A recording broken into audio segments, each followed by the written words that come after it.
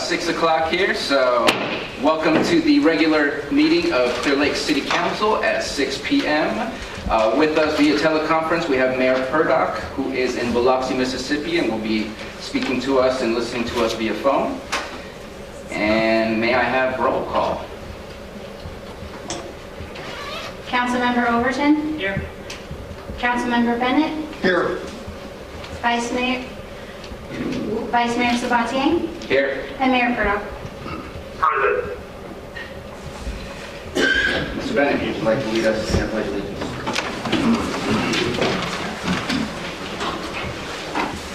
I pledge pledge allegiance to the flag of the United States of America and to the republic for which it stands, one nation, under God, indivisible, with liberty and justice for all. If we please can stay up for a moment of silence so we can think about our community and ways to solve our issues that we have and to work together in unity, please.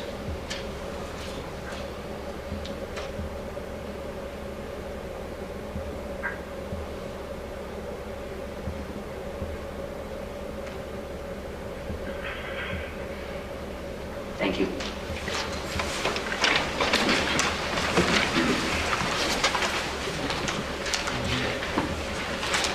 Mr. Folsom, are there any changes to the agenda?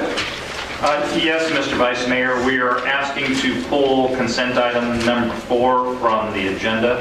We just didn't have enough time to get those ready. Okay. Can I get a motion to approve the agenda as amended? So moved.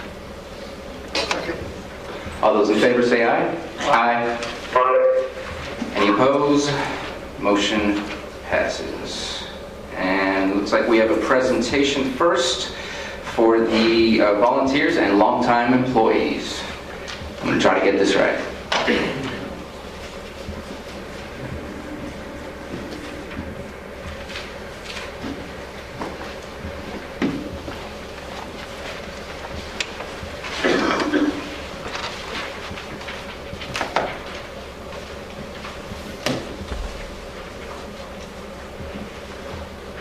I'm going to start with all of our employees. And before I get started, I just want to say that we need to recognize in our community that the employees that work for the city of Clearlake work tirelessly. We ask them to go above and beyond their means in most of the positions that they have. They care very much so about our community. They work diligently to do their best to give us the services that we have, and they always want more. They are no different than the people out there that are also asking us for more.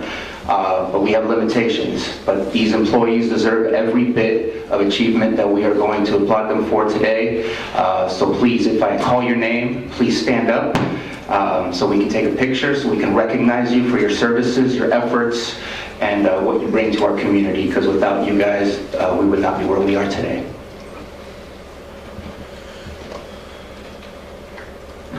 The first employee has been working here for 20 years, Javier Macias, who is our maintenance worker number 3, also soon to be known as the famous lawnmower rider.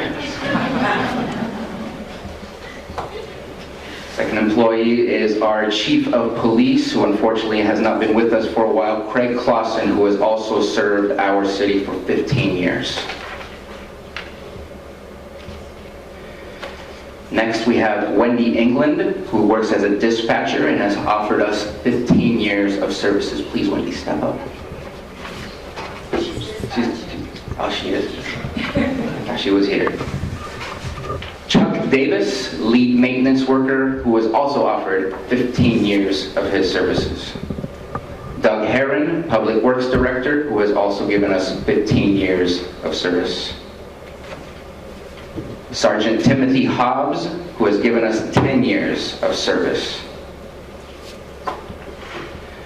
Lee Lambert, our code enforcement supervisor, who has also given us 10 years of service. Dominic Ramirez, sergeant, who has also given us 10 years of service. Officer Michael Ray, officer number 2, who also has offered 10 years of service to this city. Martin Snyder, sergeant, who also has given 10 years of service to this community. Adeline Brown, grants technician, who has also given 5 years of service to our city. Detective Travis Lenz, who has given 5 years of service to this city.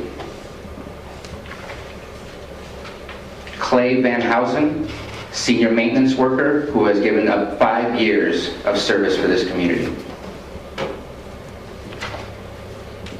Detective Ryan Peterson, who has also given us 5 years of service for our city. Detective Elvis Cook, who has given us 5 years of service in our community. And last of all is Sergeant Rod Joseph, who has also given us 5 years of service. And it looks like they give us so much service, they were not able to make it to our meeting today, but I think we should all give them a round of applause.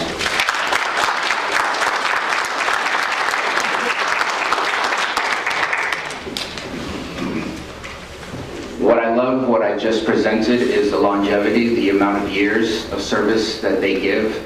Their dedication is something I didn't speak about. That speaks loudly of the dedication that they give to us to stay 20 years, 15 years, 10 years, and 5 years. It's amazing. So definitely, thank you. We're going to move on to our volunteers, who are the backbone of our what we need done that we do not have time to get done, and we rely on volunteers so much, and what they do for us is immense. From making phone calls to our seniors, from helping us out in our parades, to helping us out in our parks and everywhere else. We want to thank you. To start off, Chuck Leonard, volunteer and Santa Claus extraordinaire.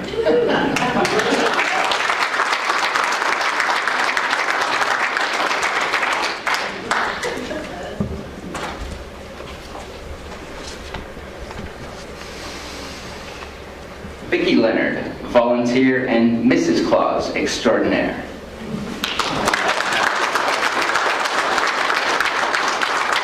I'm not Vicki, obviously. I can't wear the earrings that she wears. But she's got a bad cold, but that isn't why she isn't here. She's home with her Raider slippers on and her Raider shirt on, making sure. Chuck, stay right here, please. Let's get a group picture of all the volunteers going. Okay. Had this open earlier. There we go. Next, Mary Lou Baird, volunteers in policing. Mitch Markowitz, volunteers in policing. And I don't believe I've seen Mitch. Angela Amaral, volunteers in policing.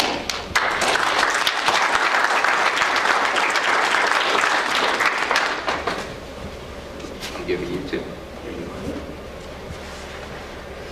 Linda Richards, volunteers in policing.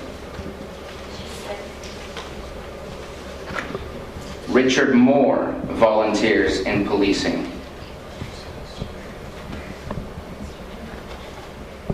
Maria Barnes, volunteers in policing.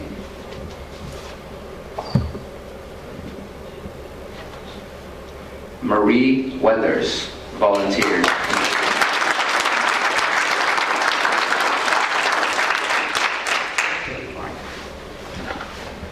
Jim Hopkins, volunteers in policing.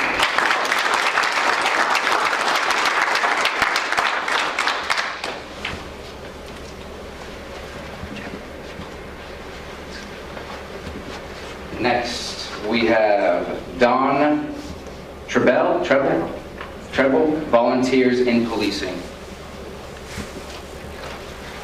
Dorothy Turner, volunteers in policing. Terry Young, volunteers in policing.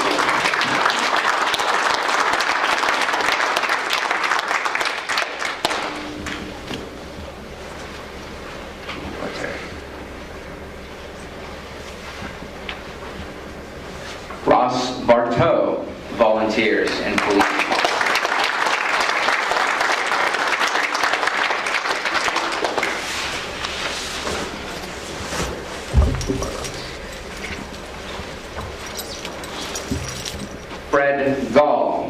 volunteers and police.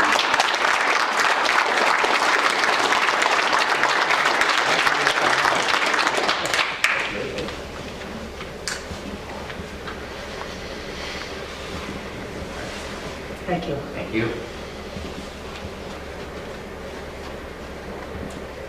And Ruth Gall, volunteers.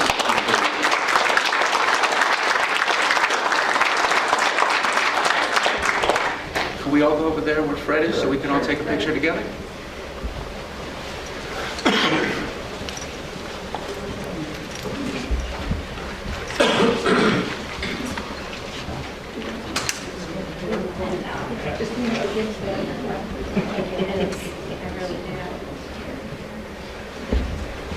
Maybe you guys want to sign this. Okay.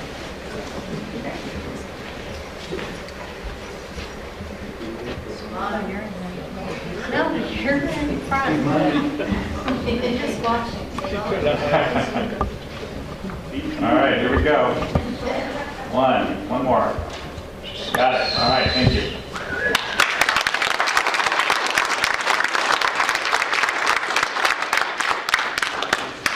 Thank you for your service, everybody.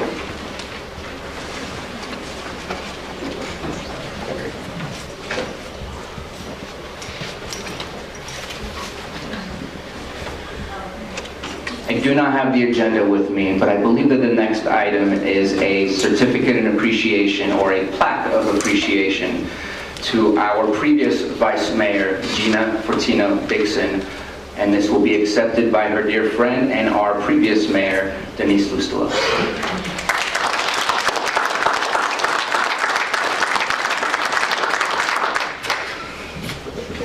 Here you are. So before I let Denise speak for Gina, I just want to say a few words about Gina. Gina represents what we want in our community. She offered her services for Planning Commission, I believe, for 6 years, and was on the City Council for 3.5 years, almost 4 full years. That's a dedication to our city to make the changes that are needed, a dedication that we all want to look for in the rest of our community. She worked hard at the school level, whether that was for Healthy Start or the Lower Lake High School or for Lake County Office of Education. There, she tried to empower our children to, again, become good citizens and good community members of our community. To me, she really stands for what we all look for, which is where we want our city to be and how our people to be treated and where we want our people to be to prosper. She represents that very well. She had to make a tough decision, and she did something that I think is very honorable. I helped work on the HERO project where we're looking to get parents to engage themselves more with their children. She made a change in her life for her kids. She decided she wanted her son to have access to the schools he needed to access to achieve what he wanted to achieve, and she made that change in her life for that.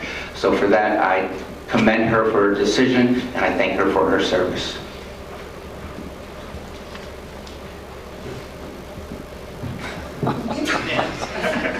Well, when she asked me to come up here and accept this for her, I thought, me, the person who talks the least and gets the most nervous, what are you doing? But I graciously accepted and said I would. So I will nicely read her words if I can, because I regret that I cannot be with you this evening, and I thank you for taking the time to honor my service.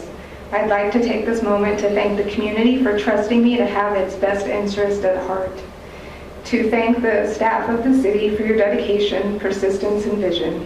I'd like to thank the council members for your service and for each member with whom I have served for the opportunity to learn and grow from working with you. Please stay the course. Success is ours. And that couldn't be more heartfelt from her. So I'm sorry she can't be here, but I graciously accept.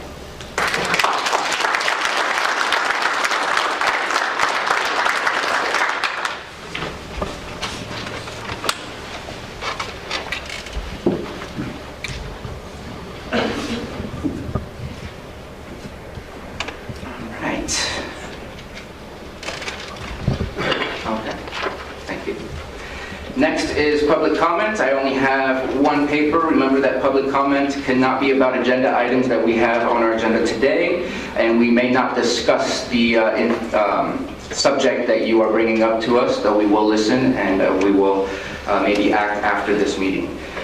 First on my list is Mike Vanderberg, who wants to speak to us about visitor center updates.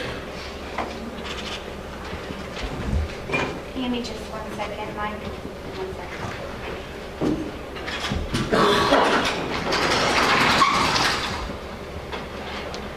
Looks like you have 3 minutes, Mike. Alrighty. Good. Okay, finally we're getting back on track with the visitor center. We've got the outside ready for paint. We're just waiting for some decent weather. We need about 3 days of good weather to be able to get it painted. Inside's about 90% done. It's probably, I'm just guessing, probably by the 1st of January, with the holidays and everything, we should be able to paint the inside. Rough estimate of this is probably a more accurate update for completion than we've had in the past 2 years.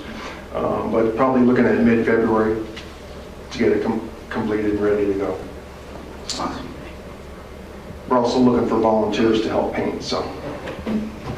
And Mike, before you leave, while you don't have an official capacity with the city, thank you for your service, for helping out with the youth center, and for helping us getting our visitor center going. Thanks. You're welcome.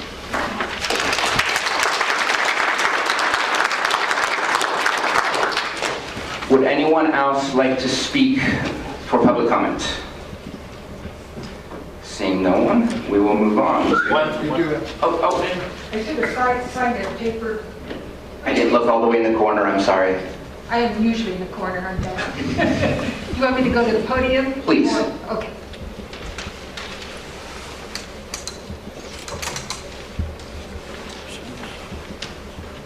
A few months ago, I'm Ruth Gall, over at Troyan, and I think the police know that street. I tour my area, and it's pitiful. The city, or whoever, it wasn't the city, it was probably the county, somebody cleaned up down in the neck, we're in the 3600 block, 3600 block, and down beyond that, the other side of Sonoma, all the way down was clean. Now there's at least 5 boats, there's a huge motorhome, and it just is disgusting that people just can't get it right and go to the dump. And I know the city's been working tirelessly trying to change things, but it just really, it bothered me. I took some pictures and I thought, well, I can't do a whole lot because I'm disabled to a degree. And it just needed to be told.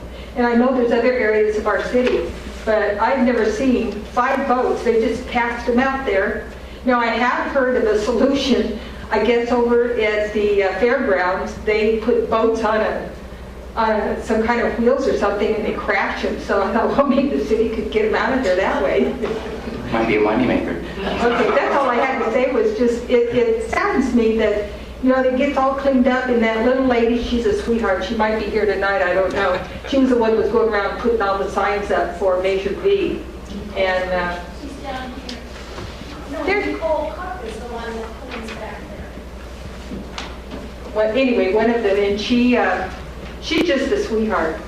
And she got the group going for volunteers to go clean up, and I can see evidence because they have those little sparkling signs where they've been. But they were down there cleaning that up, but it's just shameful. And the sign that says that there's video in progress, well, whoever hit that knocked it down, and part of their car is still there. That's on the court. So anyway, I just wish we could catch these guys and get them where it hurts. May I ask you a favor? Can you email those pictures to our city manager, please? I have them online. I'm pretty sure I could just show them to you. I can, if you look on my Facebook page, you probably will see them. I will find them. But I will catch up with you. But yeah, I did take photos, because then I go back and I look. I don't feel safe to get out of the car because you don't know who's living in in one of the bushes down there. But if we see somebody coming that way toward the north, we know they're not going to the dump, and we try to catch them before they do it. But they do use sometimes the U-Haul truck, and they go from their friend's house to the friend's house. And no telling what they do with it. Okay, 3 minutes. Thank you. Is there anyone else that wishes to speak in public comment? All right, I think we're ready to move on to the consent agenda. Is there any items that anyone wishes to pull on the council? Russ, is there an item you would like to pull from the consent agenda? No, sir. Okay, anyone else? No? Is there anyone from the public that wishes to pull an item from the consent agenda? All right, I'll bring it back to the council. Mr. Vice Mayor, I'd like to make the motion to accept the consent item 3, 5, and 6 as presented. Second. All right, we have a motion and a second, and can I get roll call, please? Councilmember Overton, Aye. Councilmember Bennett, Aye. Vice Mayor Sabatier, Aye. Mayor Purdock. Aye. All right, thank you very much. Moving on to item number 7, consideration of acceptance of the November 2016 election results. And I believe I will bring that over to Mr. Folsom. Thank you, Mr. Vice Mayor, and I will introduce City Clerk Melissa Swanson. All right, the City of Clearlake's 2016 general municipal election for 3 council seats and 3 measures, measures B, W, and X, was held on November 8th. We consolidated our election with the county, and the official canvass came out on Wednesday evening. The total number of registered voters in the City of Clearlake is 6,774, with a 60.7% voter turnout. The council member seats, the top vote getters are Stanley Nick Bennett with 1,895 votes, or 23.7% of the vote. Joyce Overton with 1,699 votes at 21.2%. And Phil Harris with 1,679 votes at 21%. The canvass for Measure B for 1% sales tax was yes, 68.8%, and no, 31.2%. The canvass of votes for Measure W for the appointment of city clerk is yes at 50.6%, and no at 49.4%. That one needed a 50% or better. Measures W and X both needed a 50% or better to qualify to pass. So Measure X for the appointment of city treasurer, yes at 49.5% and no at 50.5%. So the official canvass, as I said, was completed on December 6th. And according to the elections code, the council must formally accept the results before seating the elected council members, Nick Bennett, Joyce Overton, and Phil Harris. Additionally, the council will be discussing the measures, and the next step the council and the staff will need to take on agenda item number 11. That's all I have. Unless you have any questions. Any questions from the council? No? Is there any questions from the public? All right, I guess we're going to bring it right back. Do we have an action? Mr. Mayor, I move that we adopt resolution number 2016-74 relating to the resolution of the City Council of the City of Clearlake reciting the facts of the general municipal election held on November 8, 2016, declaring the results and such other matters as provided by law. Second. All right, we have a motion and a second. Can I please get a roll call? Councilmember Overton, Aye. Councilmember Bennett, Aye. Vice Mayor Sabatier, Aye. Mayor Purdock. Aye. Unanimous. Thank you very much. Moving on to business number 8, administration of oaths of office to newly elected council members. And again, I'm going to pass this over to our city clerk, Melissa Swanson. All right, if I could have all 3 new council members meet me at the podium.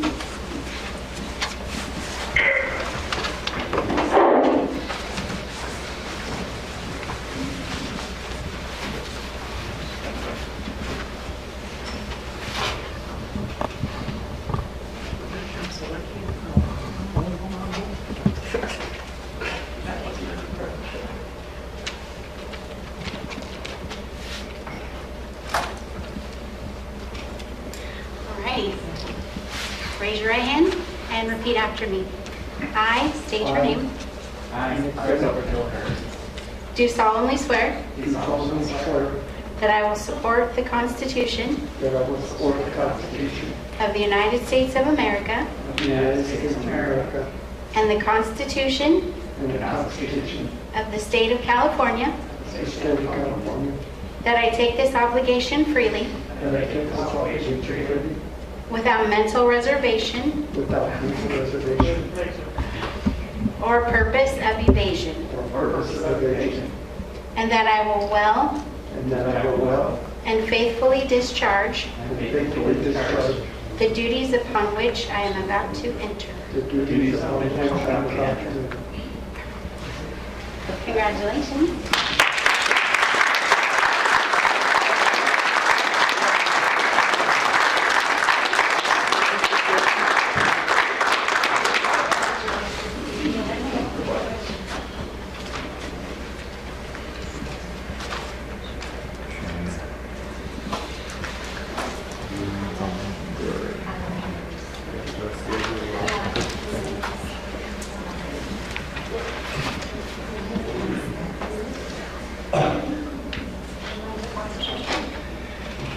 And with all this excitement, we're going to take a 10-minute break so that we can get pictures with family and meet and greet. It's over, and I would like to make a change real fast on our agenda. I'm going to go back to the front microphone.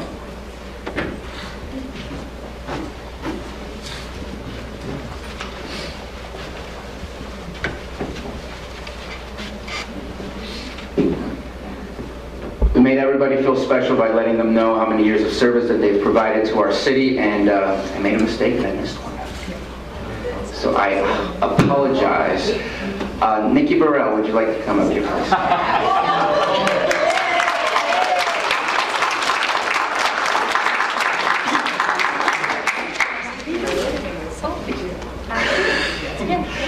Nikki Burrell has offered 15 years of her life to serve our community in the police department.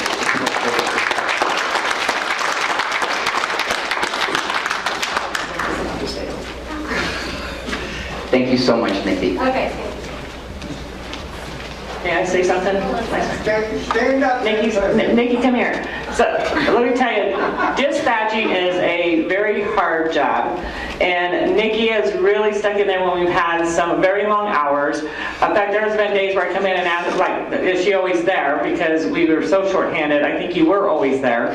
I swear we should have put a bed in there. So she has really dedicated herself, not just for the 15 years, but also the time that she put in and stuck with all of the things that, I mean, anybody else probably would have, a lot of people would have just quit because it would have been too much, but you're sticking with us. And I just want to know that, I want you to know that I know that the city really appreciates and the police department really appreciates you doing that. And I really commend you for sticking with us.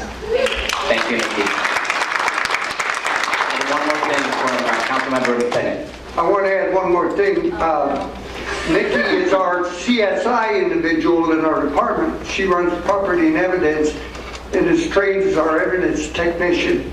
Here before last, we had a crime scene where Nikki and the detectives and myself spent 15 hours straight on a crime scene, and the weather was about like it is out there, raining maybe a little bit harder now and then, and she was right in the middle of it, and she's a trooper.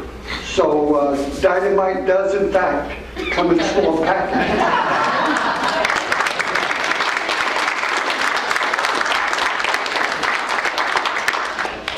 Now we can move on to item number 9. We're going to open up a public hearing to consider adoption of ordinance number 193-2016, rescinding ordinance number 191-2016, and approving the development agreement with FE Monterey LLC for the property located at 15885 Dam Road. And I'm going to pass this on to Mr. Folsom. Thank you, Mr. Vice Mayor. I think this is the agenda item that everybody's here to see, right? So let's get right to it. So the City Council previously approved a development agreement with the Roscoe Development LLC in October. Since then, we've discovered that FE Monterey LLC is the actual owner of the property. FE Monterey LLC and Roscoe Development LLC have the same ownership, but they're separate legal entities. So the folks who owned the properties and owned both of those companies were confused when they told us who was the owner. So we actually got it figured out, but we want to make sure that we're transparent and have an abundance of caution, so we're going through the process again, just to make sure that we do contract the correct legal entity and we've gone through the correct public hearing process. So for a lot of the council, this is going to be repetition. Phil, this hopefully will be some information, so I'm going to go through this just so you're kind of up to speed on exactly what we've been doing on this. The property that we're talking about is located at 15885 Dam Road Extension. It's the former Fresh and Easy site, if you remember that project from a few years ago. Fresh and Easy was a national grocery retailer that was proposed to develop at this location, but they ended up in bankruptcy. FE Monterey LLC, formerly talked about in this as Roscoe Development number 19 LLC, is the current owner of the former Fresh and Easy site, and the developer would like to develop a 14,000 square foot retail center.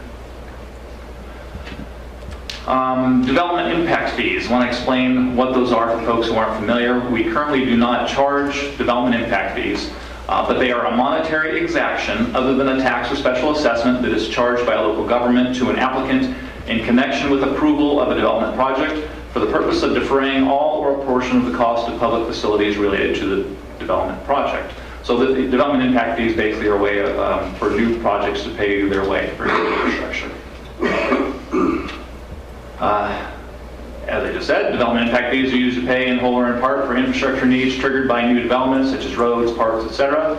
Development impact fees require an AB 1600 study. The impact fee must bear a reasonable relationship to the cost of providing the public facility. They cannot be used to pay for existing deficiencies. Currently, we do not charge any development impact fees. However, with our upcoming general plan just about at completion, staff will be completing the AB 1600 requirements in order to implement a development impact fee program to help fund future infrastructure. Fees contained in development agreements are not constrained by AB 1600 requirements. So basically, by having a development agreement, the fact that we don't currently have development fees doesn't matter. We can still go ahead and have a development agreement that does contain fees that they would pay. A development agreement is a voluntary contract between a local jurisdiction and a property owner detailing obligations of both parties and specifying standards and conditions that will govern development of a property. So the benefits of a development agreement to a developer: it will provide certainty regarding the regulations, and it will provide certainty regarding city fees.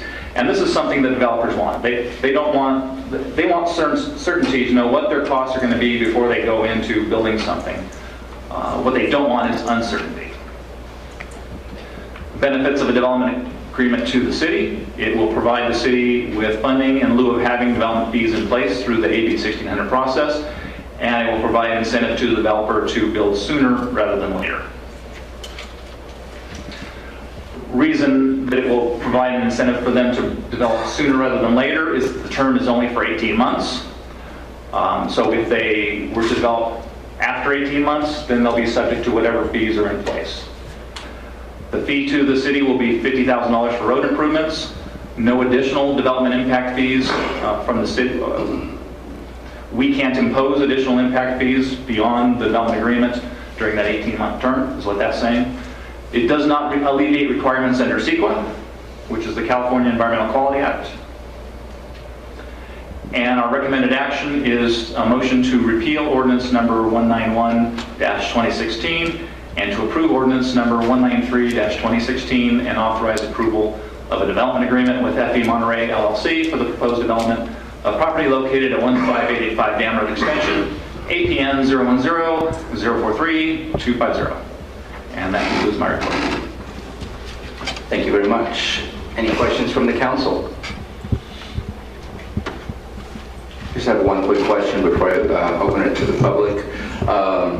And I know what the answer is going to be, but I just wanted to make sure. We're restarting 18 months as of this approval. Correct.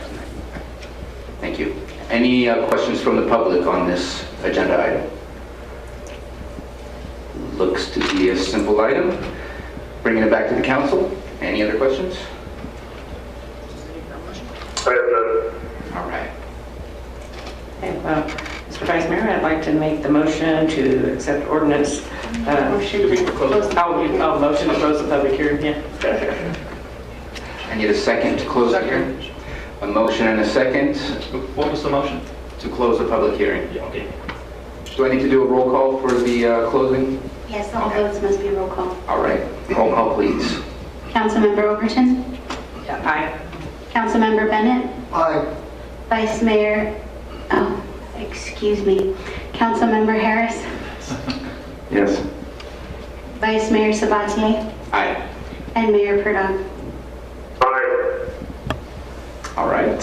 And now is there a motion for the agenda item? Mr. Vice Mayor, I'd like to make the motion to accept an ordinance of the City Council of the City of Clearlake repealing ordinance number 191-1016, approving a development agreement with FE Monterey LLC for the property located at 15885 Dam Road. Want to do the APN number?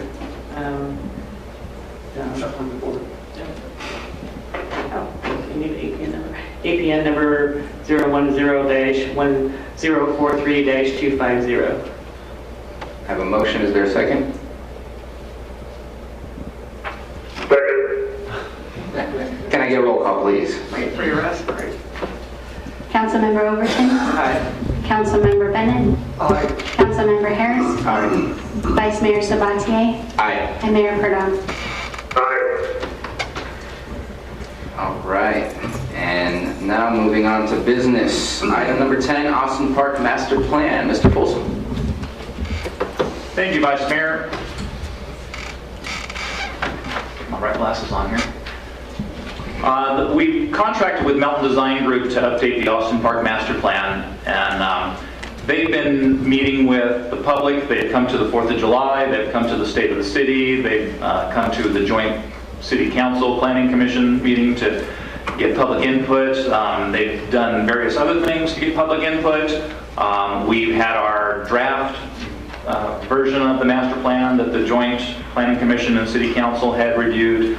The Planning Commission 2 nights ago on Tuesday reviewed the updated master plan. They've recommended presenting it to tonight's City Council. We're not asking for formal action tonight because the project is going to be undergoing CEQA review. The reason that we're actually bringing it forward tonight is that we're requesting to kind of get your buy-in on this at this point. If we wait to finish our environmental process and then go to construction design, we're probably looking at a 2018 project. I'm trying to move this into a 2017 project. By getting your buy-in now, we'll get our PRQ out for construction documents right away so that we can get that part of it going so that it's working concurrently with the CEQA reviews, so that once we have that done, we can come back, get it all approved, and then get it out to bid. Hopefully that will then make it a 2017 project.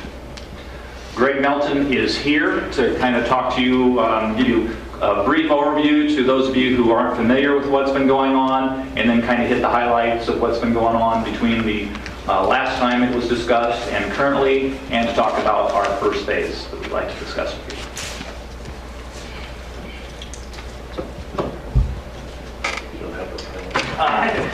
No quicker. Why don't you forward just for now? All right. Great. Well, like as Greg said, I think we've vetted the community quite well at this point, and really getting the ideas for Austin Park and really creating something there. I think that could be a great landmark for the community. Some of the key elements, if you haven't seen the plan, is a new band shell, really trying to focus on community events. That's what you see in this picture also. Secondly, large group picnic area, playgrounds, individual picnic areas. You can see there's no more driveway through the middle of the park, which is a safety issue, and also trying to open the park up to the lake. They'll be modifying of the parking lots on each side so they're dimensionally correct and easy to use. Additional items is additional volleyball courts, cleaning up the tennis courts, adding one new basketball court, dog park up in this corner, and the modification of the skate park. Now, this is a master plan for the whole project. On this side, we're also working with Doug at Public Works. We'd be redoing the Lakeshore Drive here with new curb gutter, sidewalk off the road, bike lane, along with the new bus stop here at this section.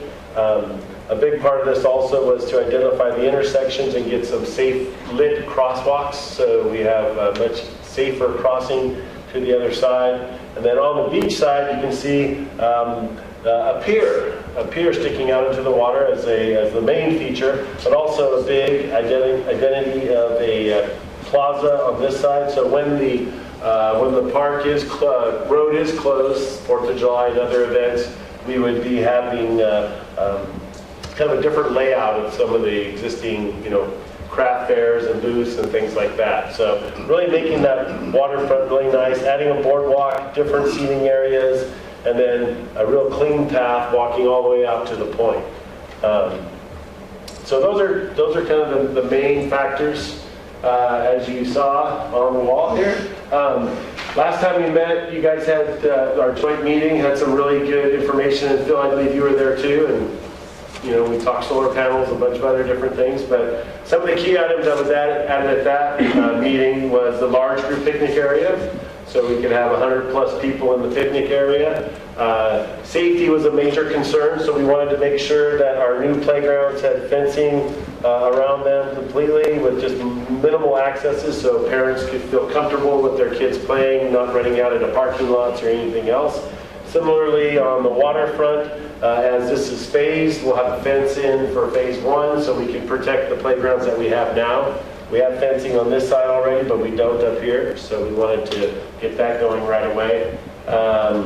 Additionally, that large picnic area, a second restroom in the back here. We have these sports fields in the rear, and we really wanted to focus on another restroom so you didn't have to go all the way through the park to get to the restroom. So those are kind of the main highlights that came out of that.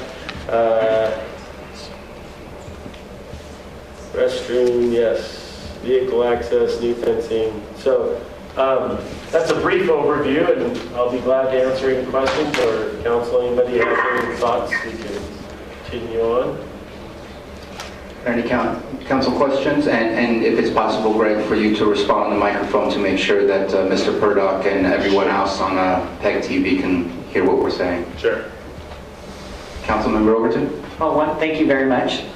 It's really kind of unusual to have people actually listen to us and actually do this. I think this is, you took everything that's been said, especially at the last meeting, and incorporated it in here, and I'm impressed, and I appreciate that.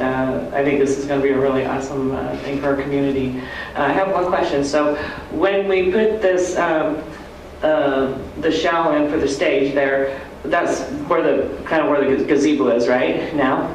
Gazebo's in that down. area. Gazebo's down to the bottom of it. Currently, it's located up there. Okay, so that's going to be taken out. The gazebo's going to be taken out. Is that correct? It's moving above where the volleyball courts are. Greg was pointing up there. Yeah. Okay, so we're just taking that same gazebo and we're moving it to that. Because I was just curious where that was going. So, okay, all right, thank you.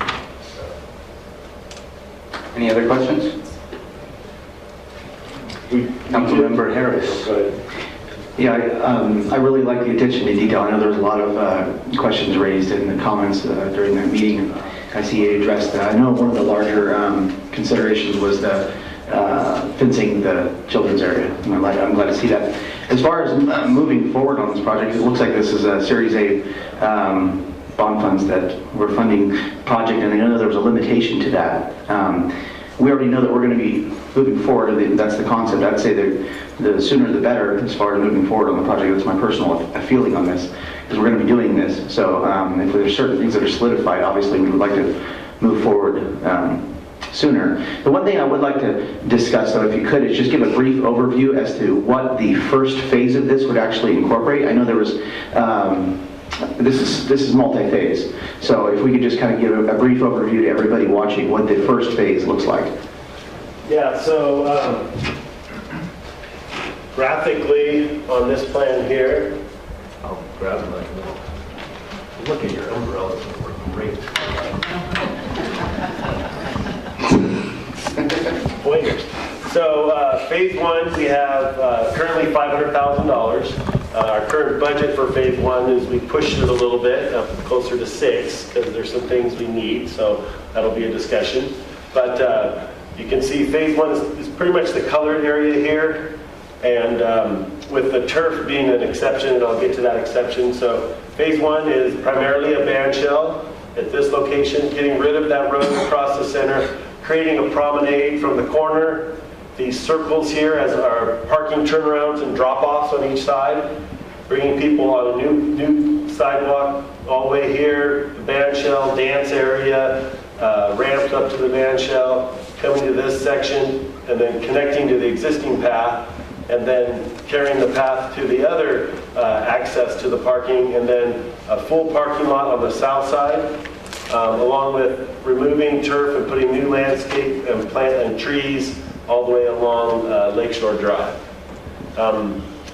The two items on this is new irrigation for this field and the north parking area. Those are currently outside that budget, and you don't quite know where the budgets come in when you go to bid, so we have those items that'll probably be at alternates for the project when we go to, but those are the kind of the next two items that would line up. So this looks like our first phase of the project, which keeps the rest of the park as is currently. So all the paths and everything would be what they are as they are today. Same with the Lakeshore Drive, which would be another phase that Doug is already going after grant money for to redo Lakeshore Drive, so that would be a different pot of money to pay for that. And finally, the other phase of modifying the beachfront. So this is our first phase. And we're also looking at potential donations, as was discussed at the last meeting also. Questions, anybody? Any other questions before I put it out to the public? Right, hold on. Several couple years ago, Doug made mention as a long-term thought, and they would like to put a small RV park in there sometimes. That's still something that's thought about, or has that been set aside? Are we talking, yeah, not on site Austin Park at this time, no. Okay. Kind of transitioned away from that. Well, since we've opened it to the public, anyone else from the public would like to say something?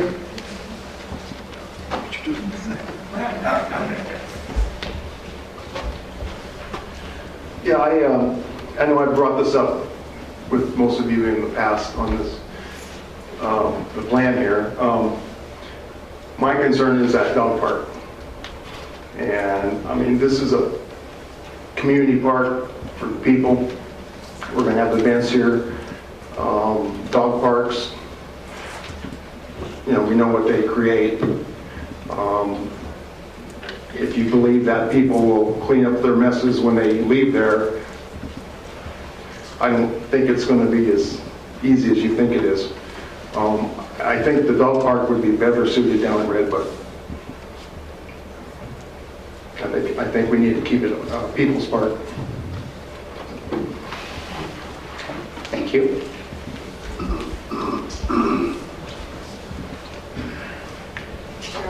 Clearlake. I just want to say this is exciting, and I would encourage the city to get it posted on your website and do some publicity so people can see this real wonderful positive thing you've got going. Thank you.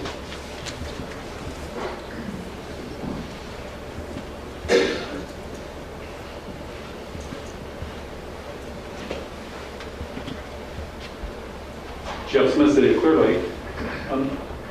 it looks like a great plan. The only question, I'm sure it's going to be phases down the road, would be the pier there. Water's really shallow.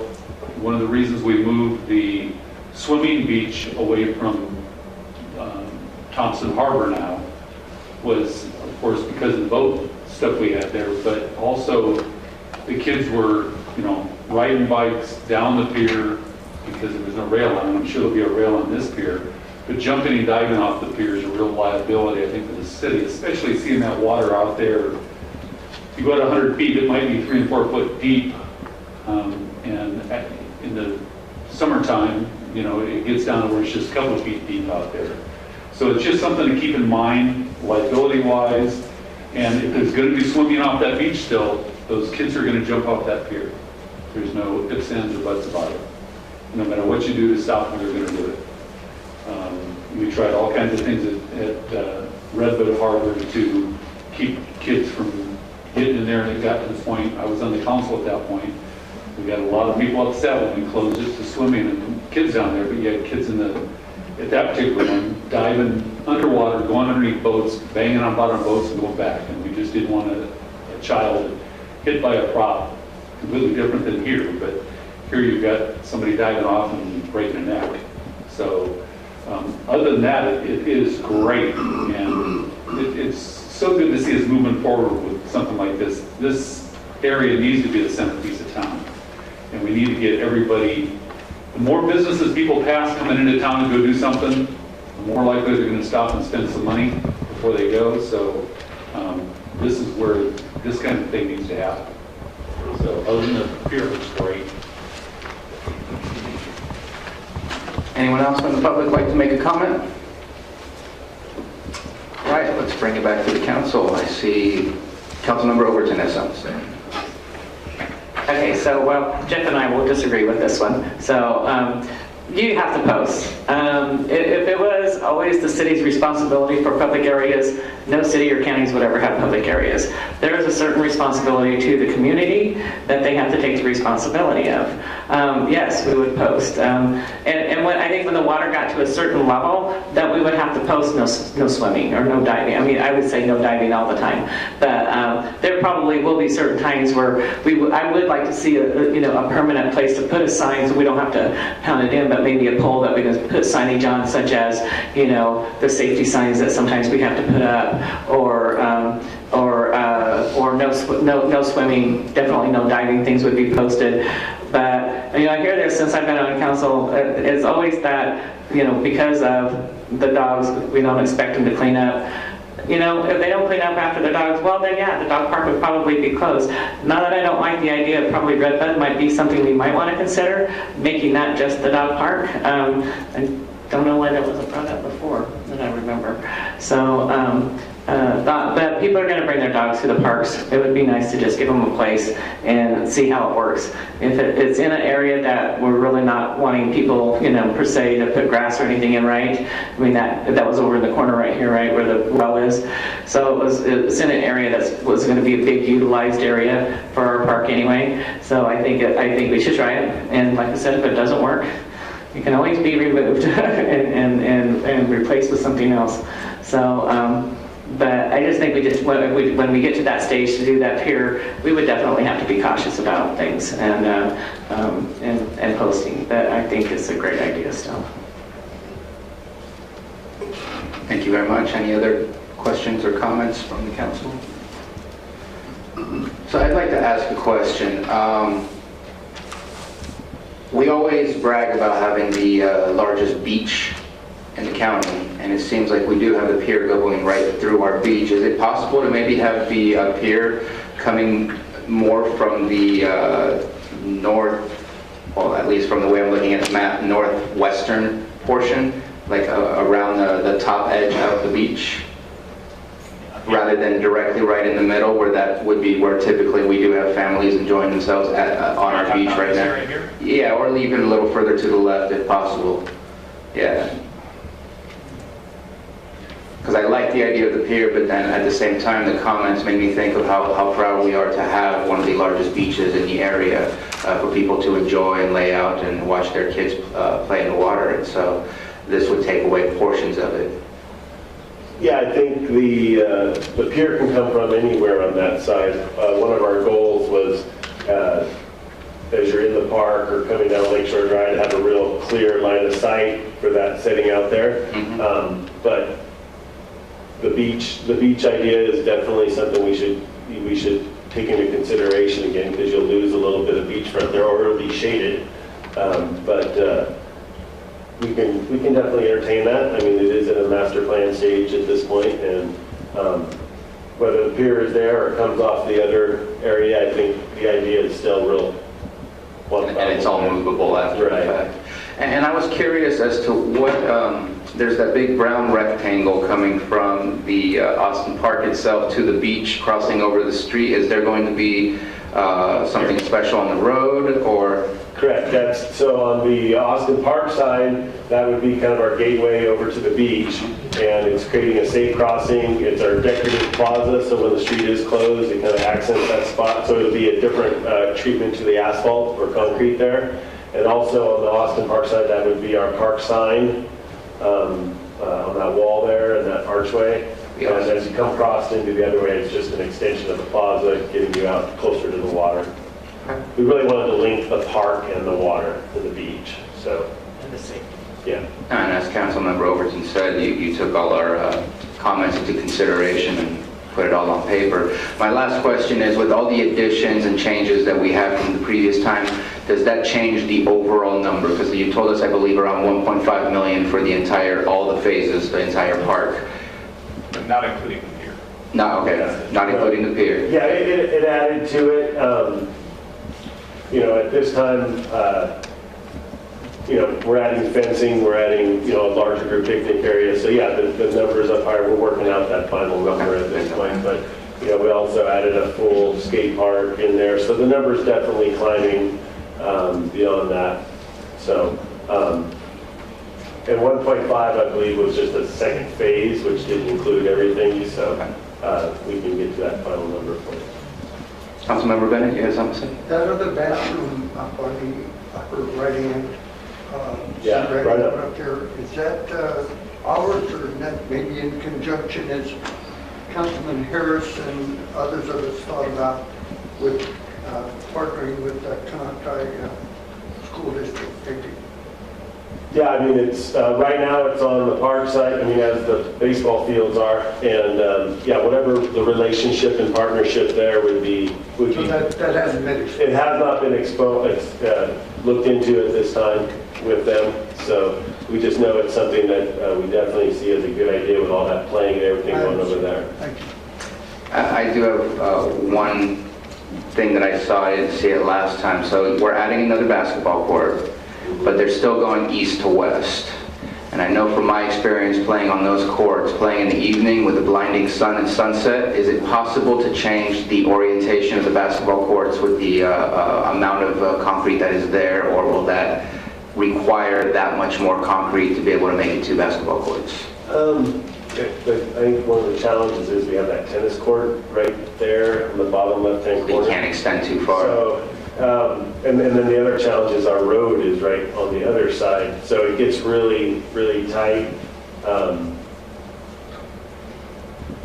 it would do is push us right up against the edge of the road. Okay. In doing it that way, I hear what you're saying, and the light is an issue.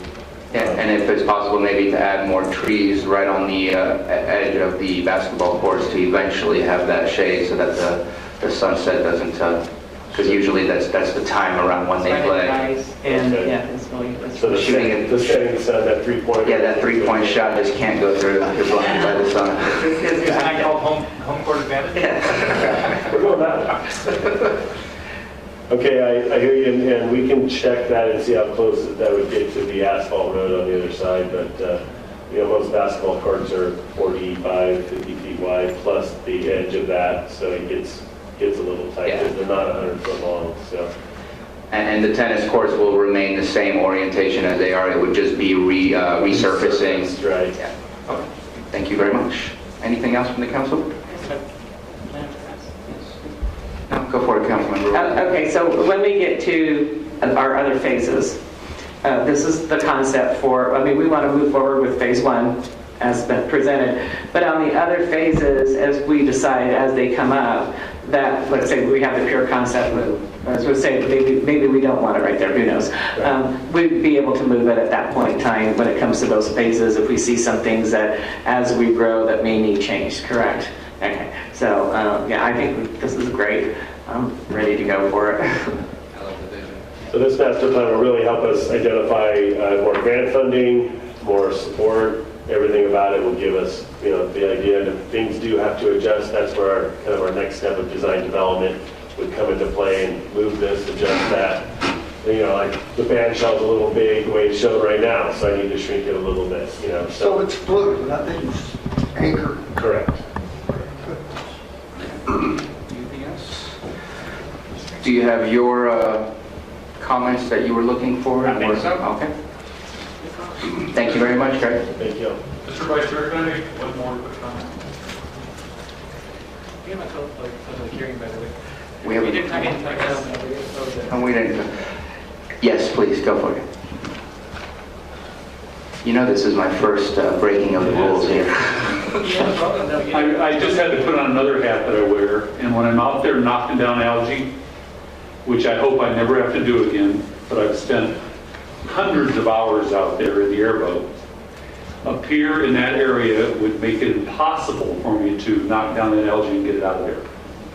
So, because when I was running that airboat up and down that shoreline, I was using that whole shoreline. And actually, there's some piers that are old piers that need to be pulled out to make it even easier. So, anytime you do an obstruction, and it's not much of an obstruction with the piling's in there, but a prime example is over here with all the docks that are in one of the worst parts we have. It's just something to keep in mind that anything that slows the movement of that down is going to make a difference in algae retention and stuff. So that would be, I'm sitting back there thinking about it, that there's no way I could get in there and to break that algae up and move it out of there. Where if it was out on the point farther, where it didn't obstruct, that would be a whole different story. But even with the piers that are down, the other side of the beach, when I'd have to run up and down those piers to try to get things moving, it was really difficult to do. Plus all the growth that's a little bit further down, and it sticks out that obstructs the prevailing wind in there is going to hold algae. So, yeah, just keep that in mind. Thank you for the comment.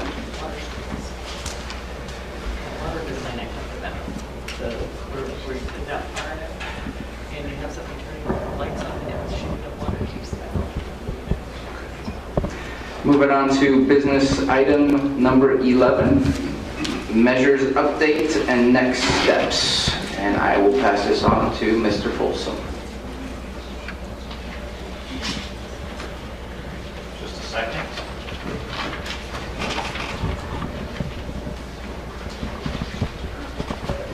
Are you still with us, Mr. Burdock?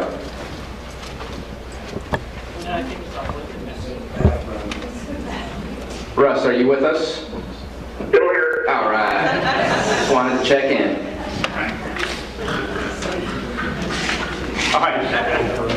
Thank you, Mr. Vice Mayor, and thank you, Mr. Melton, for that report. I'd like to now introduce Chris Becknell, our Director of Finance, and Melissa Swanson, our City Clerk, to discuss our measures and next steps. Good evening, Mayor, Vice Mayor, and council members, and congratulations. So, Measure B passed, now what? There are several things that need to be done administratively before the measure goes into effect. We received from the State Board of Equalization, who is the entity that will administer the sales tax for us, a list of documents and processes that we need to follow to initiate the 1 cent sales tax. So at the first meeting in January, we will be coming to the council with several items for you to approve. There are 2 documents that the council will need to authorize a signer and authorize the signing of. One is an agreement for the preparation to administer and operate the district's transaction and use tax ordinance. That is an agreement to allow them to begin the process of setting up their system for collecting the tax. It's also an agreement that the city will agree to reimburse them for the cost of doing that. And they have very generously put a not-to-exceed number of $175,000 on that. I don't expect that it will be that much. You know, as you're picking your jaw up off the floor, realize that when we set up a transaction and use tax, it's a fairly complicated process in terms of collecting. Because from the State Board of Equalization's perspective, they have to know what entities are in the jurisdiction, and also keep in mind that this tax also applies to, for example, vehicles and boats that are bought outside of our area that are bought by people who live in this area. So it's a fairly complicated process for the State Board of Equalization to set up in their system. So it will take them a period to do that. So we have to agree to reimburse them and authorize them to begin that process to set up the computer systems and the paperwork to do that. The next agreement that you will need to authorize is an agreement for the state administration of the district transaction use tax. This is where they actually go out and collect the tax, where the businesses fill out the forms and send in the money. There are several other things that they need from us. For example, a certification of final election results. They really want to know that it in fact passed and that it's been certified. They want 5 copies of our transaction and use tax ordinance, which you passed, which authorized it, putting it on the ballot. And then a resolution authorizing the agreements. Who can execute those agreements typically would be the city manager. It doesn't have to be, it could be the finance director, but typically it's the city manager. And then there are a whole series of documents we need to fill out in terms of who is authorized to receive the confidential tax information, because tax information from the State Board of Equalization cannot be distributed to just anybody. There has to be a specific authorization for who can receive that information. And typically you designate that by a position rather than a person, so you don't have to go back and change it every time someone changes a position. And then there are a few other documents that you'll need to authorize. That will all come to you in the first meeting in January. Those documents and several copies of them then have to be sent to the State Board of Equalization no later than February 1st. The tax will actually begin on April 1st. It takes them basically 2 months to get the process set up so everyone knows to collect the 1 cent. What that means for the city is that we probably won't see any actual cash from the transaction and use tax, the 1 cent, probably until July of next year, after the second quarter, because they start collecting it during the second quarter, April, May, and June. Based on last year, when we set it up, we based the original estimate of the revenue at about $1.6 million a year on 1 cent sales tax. Based on the final close of the books this last year, I'm expecting, assuming that the economy doesn't take a dip, that it's probably going to be a little closer to 1.7 million a year. Now, so that's kind of the steps that we go through, so I don't, I want people to understand that we're not going to be out, grading roads and paving roads next week, because money doesn't come in for a while. The next thing that needs to be done is, as a part of the process, is the city agreed and you wanted to set up a citizens oversight committee. So we need to talk a little bit about how that sets up. It was actually put into the ordinance, and I gave you a copy of it. Let me just read it so the audience knows how the process was designated by the council. The City Council by resolution shall establish a 5-member citizen oversight committee to meet annually to review expenditures and appropriations of the tax revenues to ensure that all such revenues are spent or appropriated for the purposes and uses set forth in the expenditure plan. Now, the expenditure plan, if you remember, was basically everything gets spent on roads except for 5%, which was set aside to use as grant matching funds.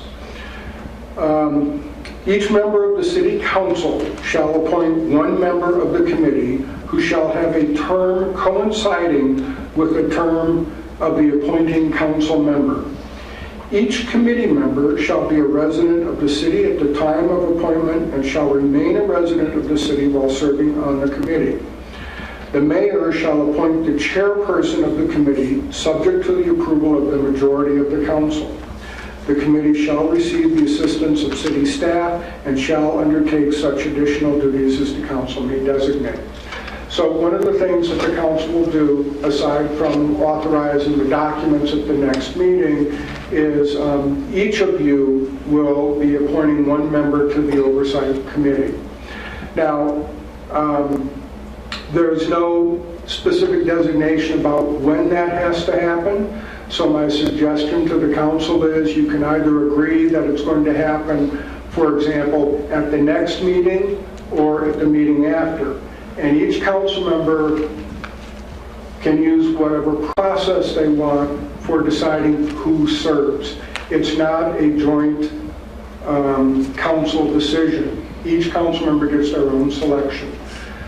The only decision that is a joint council decision, approval by the council, is the mayor's selection of the chairperson. So my suggestion would be for the council to either designate the next meeting as the date that they're going to appoint the committee members through whatever process they want to use, or the meeting after that. We have a little time to do that. But you need to start thinking about who you might want to appoint. If you've already decided who you're going to appoint, then that's fine. If you haven't decided, the city clerk, Melissa, did put together an application form if you wanted to solicit applications, if you wanted to go through that process. And I have a sample here that you can look at. But you can make that decision, after I finish my presentation, as to how you individually want to handle those. That's pretty much, at this point, the issues with regard to where we go forward on the Measure B tax portion of it. The decisions with regard to how the funds are spent, city staff is already kind of putting together a basic framework for how that's going to operate in conjunction with the strategic plan that we've been working on. So we'll be coming back to the council and obviously the oversight committee with more definition about how that's going to work out. And I'm happy to answer any questions. Thank you very much, Mr. Becknell. Any questions from the council? I do. Councilmember Harris. One quick question about that timeline. Now, it's clearly understood there's a process to get this in place and to get the money flowing. But we will have guaranteed income, obviously, for the next 20 years based off the sunset clause. So is there a possibility even by the summer of 2017 we could start utilizing funds and replenish the funds that we utilize in some way so we can get moving forward on road rehabilitation in the 2017 in a real fashion? The short answer to your question is, the short answer to your question is, yeah, that can happen. That would, we would basically be making a loan from funds of the city to all of the revenues from Measure B will be put into a separate fund. So what we would essentially have to do is to authorize a loan from either the general fund or some other sources to the Measure B fund, and I don't know what the number of that fund is at this point, I haven't set it up, as kind of a startup loan to be paid out of the initial proceeds that come in. So that is possible to do. How much you want to do is obviously up to you. I would point out that, and I know that Doug is not here, I would point out this is not a situation where we just go out and hire someone to come in with a grader and start grading the roads. There's a lot of preparatory work that needs to be done before that happens. When you grade roads, you change the drainage flow. A lot of these roads have not been graded for quite some time, so there's going to have to be some serious analysis to make sure that when we do grade those roads, and I'm talking about the dirt roads, that we don't create problems with grading. That's with regard to the dirt roads. From my conversations with Doug, it is probably likely that we would be starting initially with the dirt roads because that's going to be a little easier and the smaller portion of the spending that's going to take effect initially. The second part of it, the other side of it, which is all the work on the paved roads, that's going to take a whole lot more work and analysis. We do have a pavement management program in effect in the city, which we will be referencing, and decisions will have to be made how we're going to approach the quite a number of miles of roads that we need to, paved roads that we need to deal with. So, to answer your question, we could probably front, maybe $500,000 to clearly get the grading. Our preliminary guesstimate on the grading is probably about $500,000. But probably not advance the money on the paving, just because that's going to be a whole lot more expensive and probably going to require more work. Absolutely, thank you. Thank you. Any other comment from the council? Okay, I do have a couple quick questions myself before I open up to the public. Mr. Becknell, you're looking for direction on how it is that we will recruit and appoint these chair members of the committee. Are you looking for a special type of, do we want to copy what we do with our planning commission? Is that what you're looking for as well? Is how are we going to do that, or do we choose as individuals how we want to do that? Each individual, and correct me if I misstate this, each individual council member chooses their member of the oversight committee. Yeah. So however you decide to do that, whether you throw darts or draw lots or flip a coin or go out and take applications, is really strictly up to the council member. All I would suggest is, I think from a practical standpoint, that all of you should make your decisions and your announcements at the same time, so that at that time the mayor can then make his decision about who the chairperson would be, subject to approval by the council. So all I'm saying is, you probably want to make sure that you pick the date that you want to have that happen, whether it's the first meeting in January, second meeting in January, first meeting in February. It really doesn't matter. We have some time to do that. How you pick it is really up to the individual council members, but whoever you pick will have to fill out some paperwork to make sure that they do meet the requirements stated in the ordinance for the ability to serve on the committee. And if somebody drops out of the committee, we just do another reappointment, just like we would start off the committee in the first place. So that way, if they don't do their full term with the council member that has 4 years or 2 years, that we just reappoint. Correct. It's that council member's selection. Okay. Correct. Councilmember Bennett. Would you be able to make those requirements available to us individually? As to what is required for them to be on this oversight committee? It's actually in the paper that I gave you.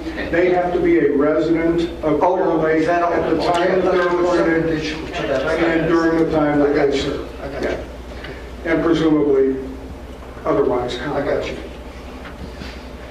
Anything else before I put it out to the public? So if I can just kind of add to that, I'd just like, we would like some direction from the council. If you could choose a date when you would like to do this, and if anyone is planning to want to do applications, it would be good for us to know that so that we could kind of advertise that for you. I might make a suggestion that based off the idea that our timeline starts in April, before we actually get moving on this, possibly we shoot for March, so we have time to put together. I think we were looking for either first or second meeting in January. Or February. Or we can push it further if we wanted to. You can, but keep in mind that while the tax doesn't start collecting until April 1st, there is a lot of preparatory work that is going to need to be done. And I think it would be wise if the committee met sooner rather than later so that we can make sure that the direction that the staff is going and the committee's thoughts are consistent. I would hate to get too far down the stream in planning and staff going in direction A when the oversight committee wants to go in direction B. And that might create some problems. So I think the sooner that we could get that appointed would probably be a little better. Keeping in mind that if someone decides that they want to advertise for their position, there is going to be some delay in order to get the advertising out. So that might push it into February, but I would really hesitate waiting until March or April. Anything else? Also, I think time is of the essence. I think, from what I got feedback from the community, is one of the selling points on this was the oversight committee. So not to rush into it, but the sooner we get it and we get it out to the community that we have this oversight committee in place, it reassures the community we're doing what we promised we would do. So I think January to the first and second meeting, I would feel comfortable with the second meeting myself, to get it going and then get that committee in place and get them educated, or whatever term the finance director may use, as to what their duties are and get it going. Anything else from the council? So that's the 12th, is that correct? The 12th of January? That's the first council meeting. So the 26th. So the 26th of, yeah, the 26th of January. I think we could find consensus on that.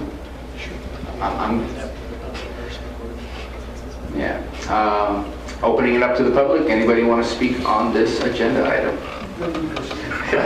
Me too. I was trying to grasp all of that information that you were throwing out there at us, but I did hear what I thought was a conflict in my own brain, and it's not working right now well. But with the 5 members, that means all of you get to choose one. And then I heard 2 different people got to choose the chair. I thought I heard the city manager, then I thought I heard the mayor. So that, It's the mayor, subject to confirmation by the council. okay, I heard the confirmation. I just didn't quite figure out whether there was another person or, okay, thank you. Thank you. So when does the actual tax increase go into effect? April 1st. So from that point on, that money will be accumulating until they have everything set up and it's given to the... Well, what happens is it gets collected by the state. Sales tax gets distributed quarterly by the state to the city. So if the tax starts April 1st, our first distribution of that first quarter's tax probably won't be until July. And it'll be a full quarter of... Yes, yes. And I would estimate that would be somewhere around $400,000. Congratulations on Measure B. I'm glad you guys got it all done. I was totally against it, but I'm glad you got it. I think when we decide to do all of this here, we just need to just stand back. I think it's going to be a good thing. I think you guys just are in the right direction. You just need, don't get in a hurry, focus, look at what you're doing. Don't push this here. Something that we've been waiting a long time. Those roads have been there for 100 years, so a few more months, it ain't going to hurt it too much. As long as we get them done, and I know a lot of people are all jazzed about hurry up, get them done, but I appreciate you guys.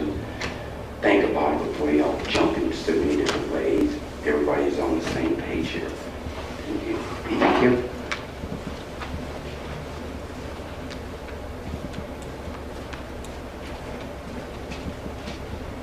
And I'm not a citizen anymore of Clearlake, but business owner in Clearlake.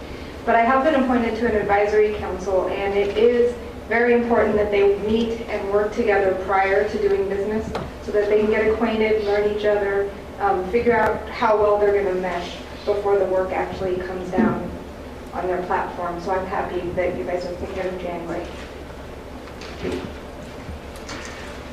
Anyone else? Then I will bring it back to the council. Anyone have a comment or a question? I do think sooner than later is better. But I don't want to do too soon. I think the first meeting in January is like way too soon. We got the holidays. Would we have time to, if you have anybody in mind, would you even have time to really talk to them and make sure they know what is in, I mean, 4-year dedication for 3 of us, so we got to make sure that the people that we pick are willing to dedicate themselves for those 4 years for us and 2 years for the other. So that's one thing you guys need to keep in mind when we're looking. I personally would like to go out for applications to see who might be interested. There might be some people out there that we don't even know that would be interested. So I definitely think that application and opening it up to the public to get more people in is always a good thing. But I wouldn't want to do it before the first meeting. The second meeting at the very earliest for me, I think would work. Like I said, I do want to do it sooner so that, as Denise said, people do need to come in. You got to get to know each other, their personalities, difference, and how you're going to work together. That's the number one thing that they have to learn to do, and then go on. So that takes a while, and depends on, do we have a set time, like how many times they're going to meet, or is that something they're going to set themselves? Okay, so they may set it up to meet every week, or, because I just think, I totally understand. How many applications were you looking at? But sometimes it's not always that a staff has to be there at the meeting, because they may just need to be getting to know each other, and you may be able to give them a piece of paper, here's some of the duties, and they can kind of work sometimes on their own self without always having to have a staff there. Depends on what they're working on, whether they're actually going to need some a bunch of work done for them. I think a lot of it is the first meeting is normally always, first meeting or two is always just getting to know what's going on. Nothing really normally starts accomplishing until about the third meeting. So I think once a month, is normally the first month normally needs to be 2 and then go to once a month after that. My opinion, I just see that it works better. But that's going to be something that they'll all discuss and they'll fix their own meeting times, correct? Okay.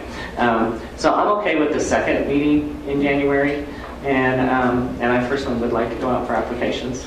And before we say second meeting of January, what does our timeline look like if we go with the application process? Would it be possible to complete the application process by January 26th? Does that give us enough time? I'm going to defer to Melissa to answer that. I think that if we put out advertisements and put it on our website, get the applications out, probably between 21 and 30 days, I believe, because I don't have a calendar in front of me, but I believe that's enough time. Thank you. Any other questions or comments from the council? I personally... Mr. Vice Mayor, I'd just like to that I agree. I think the sooner the better. So mid-January, be a good time to start it. Perfect. Thank you for speaking. We've missed you. All of a sudden, it's coming in really good. Mr. Bennett, did you have something that you look like you wanted to say something? Well, there could be the application process. Individual council person could say, like, give me 5 applications. I want to hand them out to 5 people that I might have under consideration, correct? That's correct. Is that right? Or? Yes, and that's correct. Yeah, rather than just out to the general public. I mean, it's good to go to the general public, but... Well, you don't have to take applications. Yeah, you don't have to. You can just from the audience. Yeah. Vice Mayor, are you there? Yes. Would you like to speak on this, Mr. Mayor? Did you hear my comment? Yes, we did hear your comment. All right, thank you. Thank you for your comment. I personally like the application process because you never know. I think having a certain expertise and looking for a well-rounded team is something that we should be looking for. And if there's somebody we don't know about that has the expertise we're looking for, I think that would behoove us to do the application process. And I found that out. But sometimes we didn't do the application and then afterwards find somebody that really had some experience that really would have been good. So I just always think it's good to go out to the public. We may have people in mind that we may want on, but sometimes it's good to get the input. We just don't know. And what if we had somebody that was a good engineer that says, hey, I'm an engineer, I'm a civil engineer in roads I specialize in, and I'm retired, I want to help. Wouldn't we love to have somebody like that on that committee? So, well, maybe Doug would, but that's somebody to argue with. But the reality is there are a lot of expertise I've found through the years. I've had engineers that wanted to volunteer but didn't because there wasn't a process here. So I just think that sometimes it's just good to do the process. If you come across somebody or you know somebody that you already want to put on, you don't have to go through the applications. That's your choice. But it gives us that choice. So.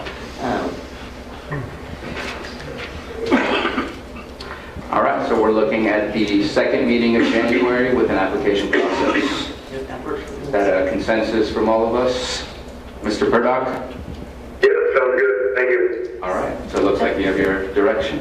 For clarification, does each council member want to accept applications? I would. I do. You want to accept them? Like to see them? I would accept them as city applications, not applications for specific members. Correct. I just wanted to be sure that each council member is looking to collect applications for their spot. How many copies does she need to make for each application that comes in? Is that what you're looking for? I just need to know who's looking to appoint through the application process and who is not.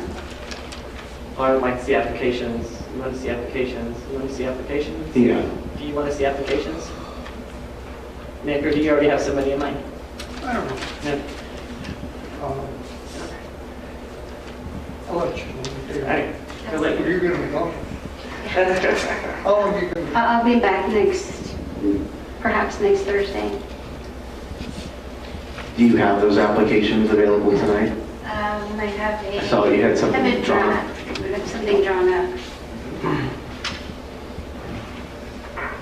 Well, this will be something that you can also email to us. Yes. And Mr. Purdock, the question wasn't asked directly to you. Would you be using the application as well?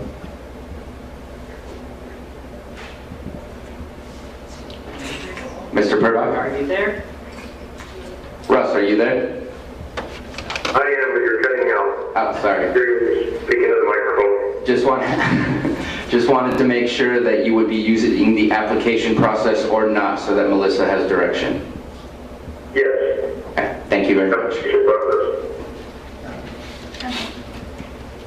Is that enough information for the staff? Perfect. Thank you very much. We're going to move on to city manager and council member reports. Mr. Folsom. Thank you, Mr. Vice Mayor. Well, it's been a very, very busy time since our last council meeting, and a lot's happened, and since this is the last... Sorry, Mr. City Manager. Oh, yes? We have the other two measures that we didn't talk about. Oh. You're right. We have reached to the one. Thank you for keeping us in line.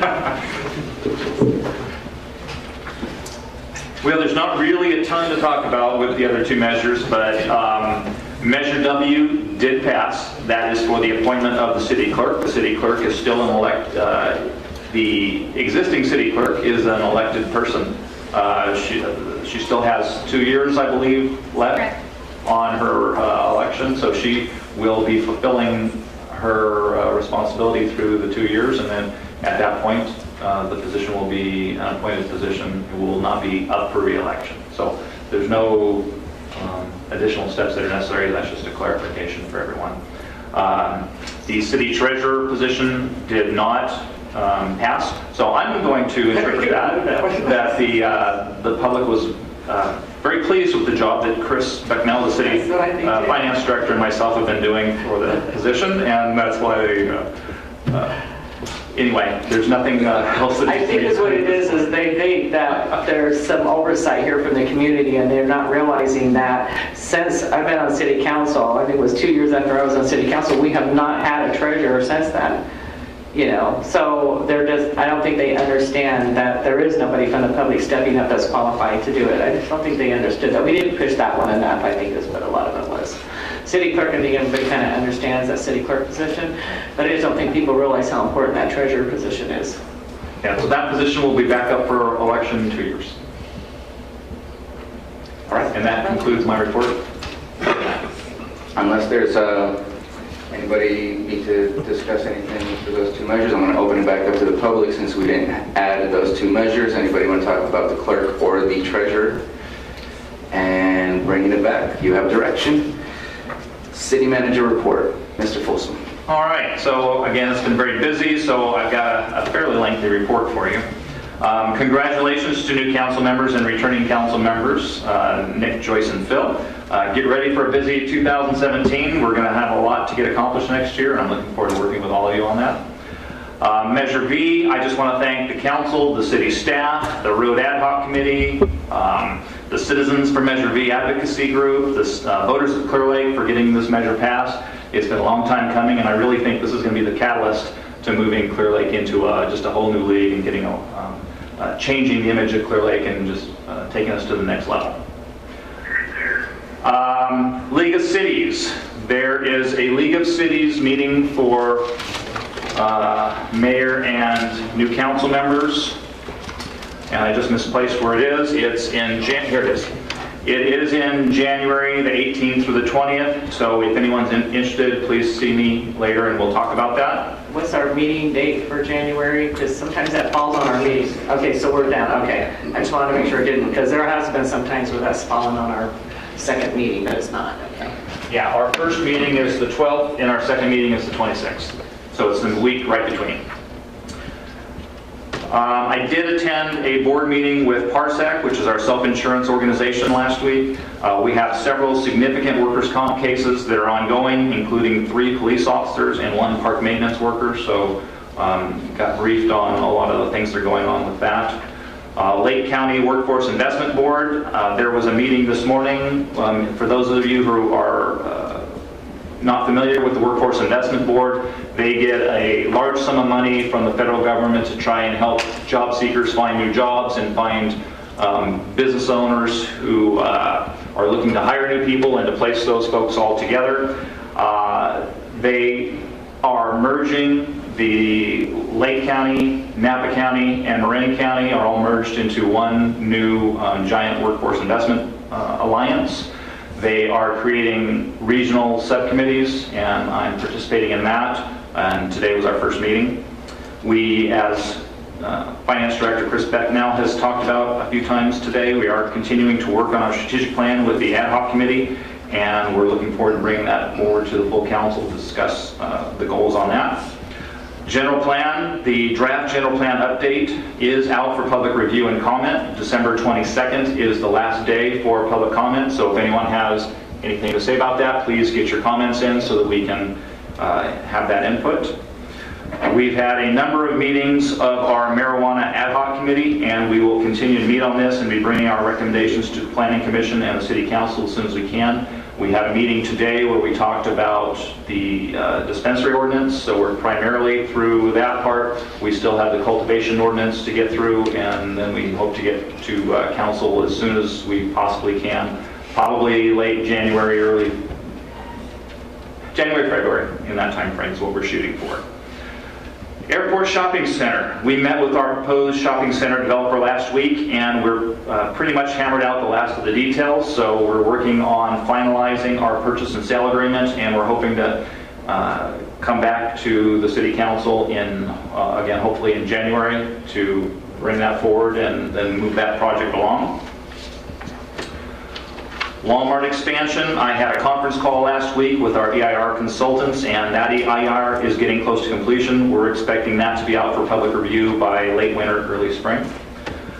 Pre-winter workshop, a few weeks ago, Chief Cepeda from the fire department chaired a meeting at City Hall with all the first responders in the county to discuss resources, exchange contact information, and prepare for the upcoming winter storm season. This is a meeting that we have every year at about this time, just to make sure that everybody knows what resources are available throughout the county in case anyone has some type of major flooding or landslides or any kind of issues where we need to kind of come together for mutual aid.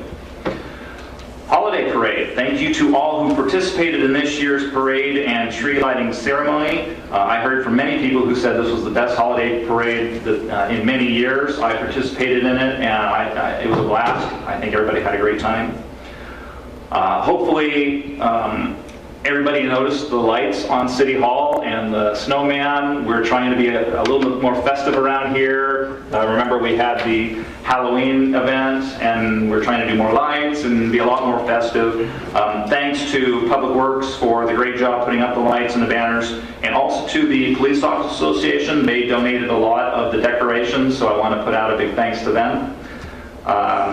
A reminder that the next scheduled council meeting on December 22nd has been canceled, so the next scheduled council meeting will be January 12th. Also a reminder that City Hall will be closed between Christmas and New Year's and will reopen on Monday, January 2nd. And I just want to wish everybody a happy and safe holiday season. So, thank you. That concludes my report. Thank you very much, Mr. Folsom. Councilmember Overton. Okay. Wow, yes.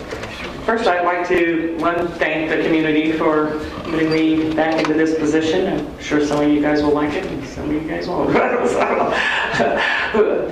it's really been an honor, to serve on the council for the last 12 years, and I have to say, the past 2 years have probably been the best.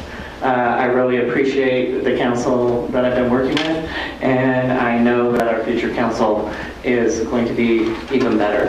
So, I'm really proud to sit here. I'm proud that the community felt I was doing a good enough job to put me back here. And, so I just really want to say I'm looking forward to working with you guys and moving the city in a really positive way. I think we have a great staff. I've been really proud of our staff, more than ever. I mean, when you've sat here as long as I have, I've seen a lot of come and goes and a lot of bad goods.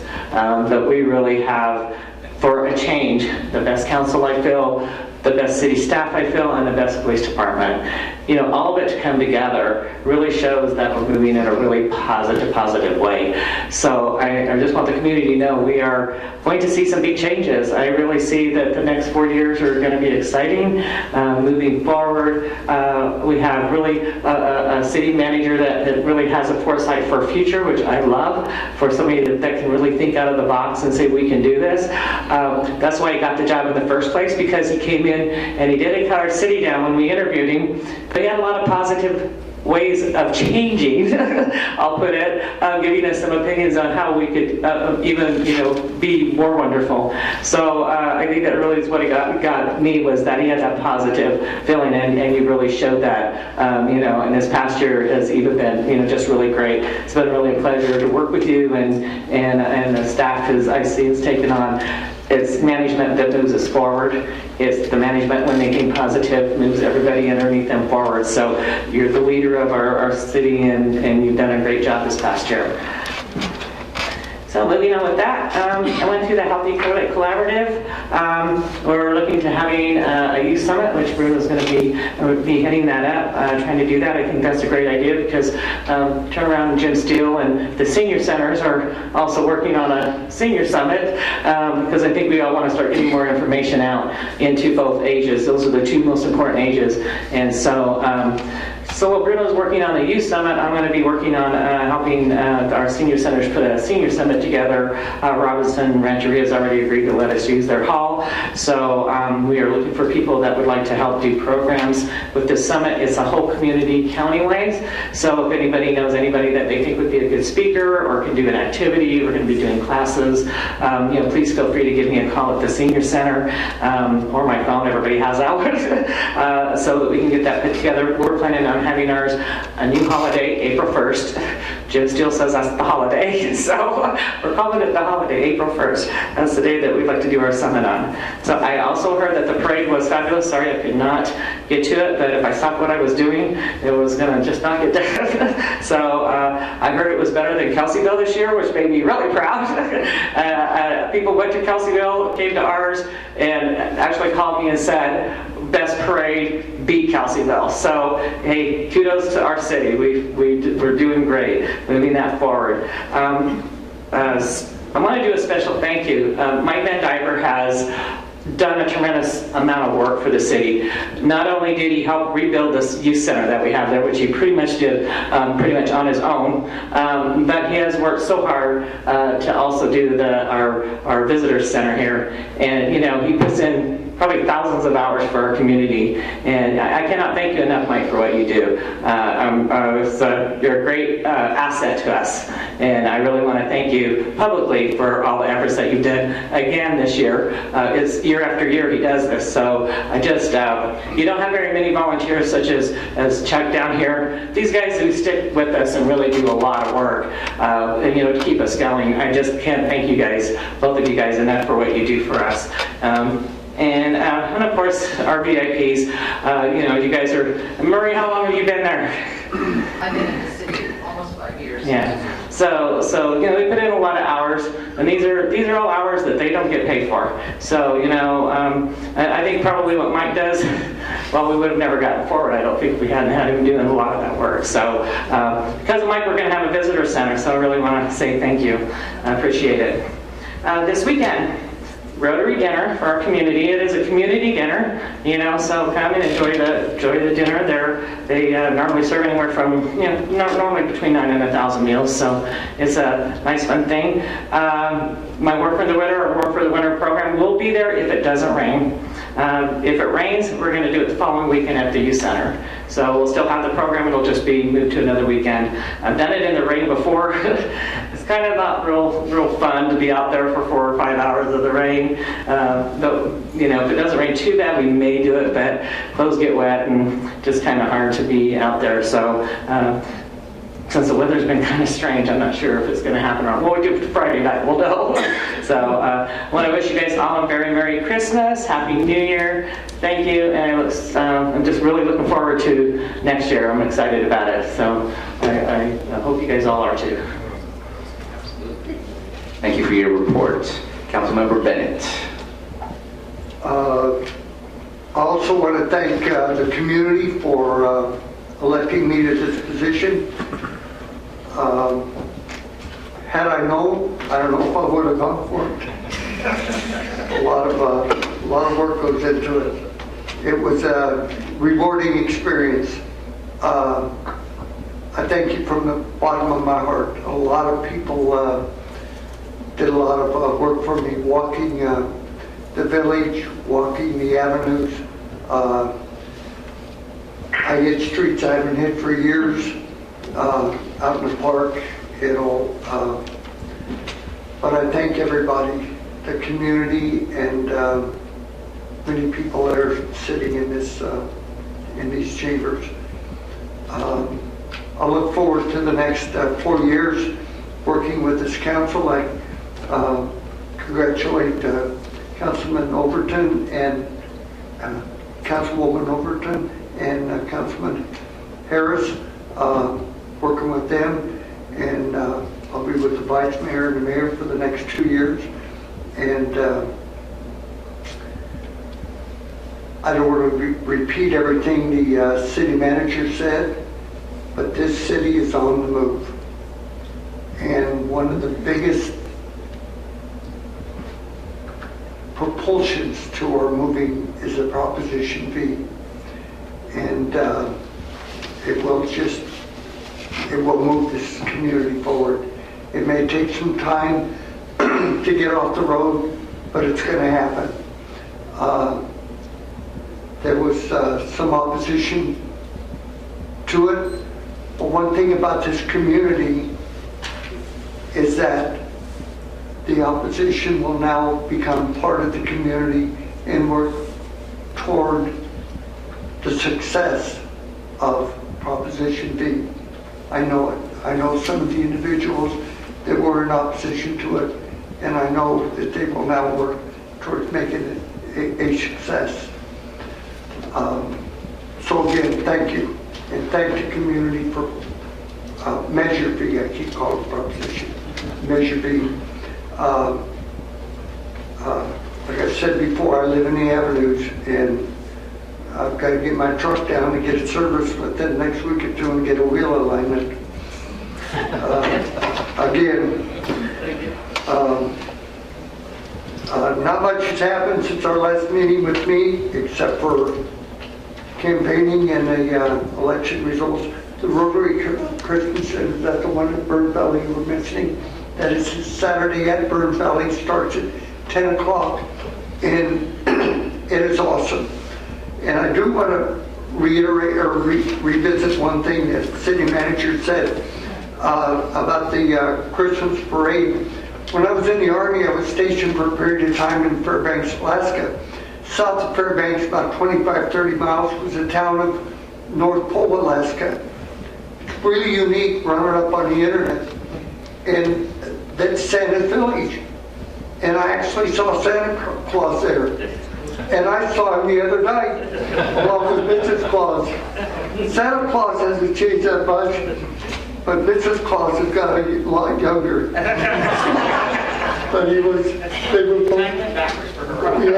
were both awesome. So somehow or other, Santa made out. It was unique, and it was a pleasure to see our community turn out the way they did, line the streets, and to see those kids from Clearlake High School out there, especially that choral group. And it was freezing. It was freezing. And they're out there in their dresses and no jackets or anything, singing away. Good kids. Does an old man's heart good. I look forward to the next 4 years. Our city is on the way. So thank you. Thank you very much. Councilmember Harris.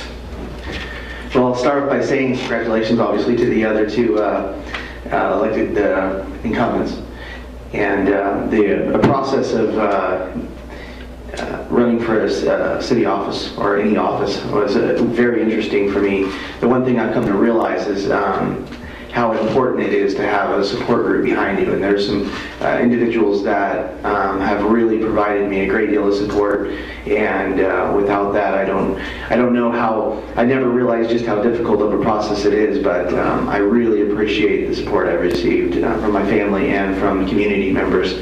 And along the way, come to realize just how important it is, and I really kind of reaffirmed a lot of my own views about our community. We have really an amazing place we live, and I've gotten to take advantage of that my entire life, and I'm really I'm all the better because of it. And I think that it's nice that we have a momentum that's building. We're all speaking about this momentum, and I feel it. I mean, having been here forever, I've never seen anything like this, and it's just a very exciting time. And I'm so grateful to have been given an opportunity to serve the community and to be part of something bigger. The future is really bright, and I can't wait to see what happens here, because I think it's going to be pretty amazing. The recent events in the city, obviously, anything negative that ever gets brought up in our city, it's it's alarming. But I just will say that our police department does one fabulous job in dealing with some of the issues that take place in our community. You know, these guys are short-handed and overworked, and the amount of things they have to undertake in our small community is enormous, and the way that they execute it is just uncomparable to any other location, in my opinion. So I just can't say enough how grateful I am for the police department we have, members of our police force. So as far as me, other than ready to hit the ground running, and I cannot wait to start making some effective change in the community and working with all of you. It's just going to be an amazing time in the next 4 years. I'm looking forward to. As far as anything that I've participated in, I did actually pass judgment in that parade, and that was difficult. You know, we had a bunch of children dressed up in costumes and things, and I'm supposed to decide between them. I believe there was 29 entries. You know, we had to pick 3. That was pretty difficult. So we did do that, and it's once again, this is the kind of thing, that Christmas parade speaks volumes to what's happening. You know, we're starting to see people contribute in a way that's beyond any other monetary value. It's just a participation level for people to step forward and become part of the events that are taking place in our community. It says that they're really satisfied with what's taking place. They want to be part of it, and that's more exciting to me than anything else. So hoping we continue to see that grow, and look forward to adding more events over time. Anyways, so that's the gist. Thank you so much. Thank you very much. Mr. Purduck, would you like to give us a report? I would, if you have a few minutes and can hear me all right. We can hear you just fine. Thank you, sir. I wanted to report that November 14th, I viewed city purchase out of Ogden Canyon Road, was the proposed surface improvements we might be able to use with the dirt streets and out in the avenues. Something called Design and Core Designs. Very interesting. See that section. So as your we know that on the 16th of November, I discussed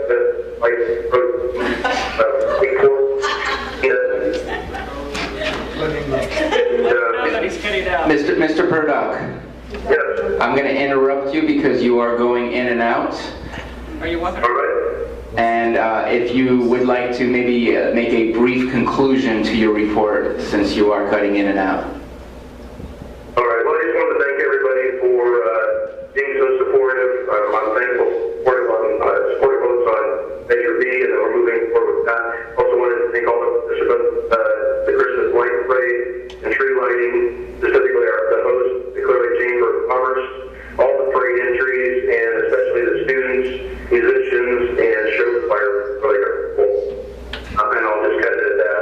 Thank you for being there, and thank you all for your patience. All right, thank you for your report. And if I may just paraphrase the little blip blips and blurps that were coming out. I believe he was talking about he experienced the new program that we're probably going to be using in our dirt roads, which is the Permazine with the, what is it called? We're going to use the road drainings that are pushing, but your outbreak. Thank you, Russ. With the road shavings that we already have and that we've kept, we have something like thousands of cubic yards that we can use. What we're doing is we're testing it out with the Permazine on Augulin Canyon Road, and right now it is holding really, really well, so we have really positive visions of what that's going to do for the avenues and other dirt roads that we have in our community. So I'm glad that he experienced that and that he could share that with us. Thank you very much for your report, Mr. Burdock. Thank you, sir. As for me, I have been very busy. My first thing I did, and I don't even remember the date, it was somewhere in mid-November, late November, was go to a LAFCO meeting. The only thing that we did there was we annexed a property into Kelseyville. And then we discussed the Cal LAFCO workshop that I had gone down to in Santa Barbara, which I've already discussed with you guys. The Healthy Clearlake Collaborative did choose to do a youth leadership summit. I just had my first meeting for what we're going to do, and I'm telling you right now, we're shooting for the stars, and I have never been so excited about what we're going to produce. So I'm looking forward to giving you a little more information as we keep hammering some of these things down. But right now, it's still just a bunch of ideas on paper, but still very exciting about what we want to do. Try to motivate our youth to become leaders in our community. The parade, I had the honor of sharing commentator roles with Brock Falkenberg. It was a really beautiful parade to see, so many floats, one after the other. I haven't been here long enough to say it was the best parade, but for my time that I've been here, it was definitely a fabulous parade, one that I think was really enjoyed. From the hot chocolate and cookies from the Lions Club all the way to the chorus choir from Lower Lake High School singing. And the new tree that we have using the flagpole, I love it. I love it. So that was definitely a wonderful enhancement to our holiday spirit and our parade. Boy, I've been going to a lot of marijuana meetings, and so I'm excited about the changes that are coming up. We're trying to be safe in what's going to change for us based on Prop 64. We want to be ahead of the game before it goes in full action, which is going to be in January 1st, 2018 for the majority of those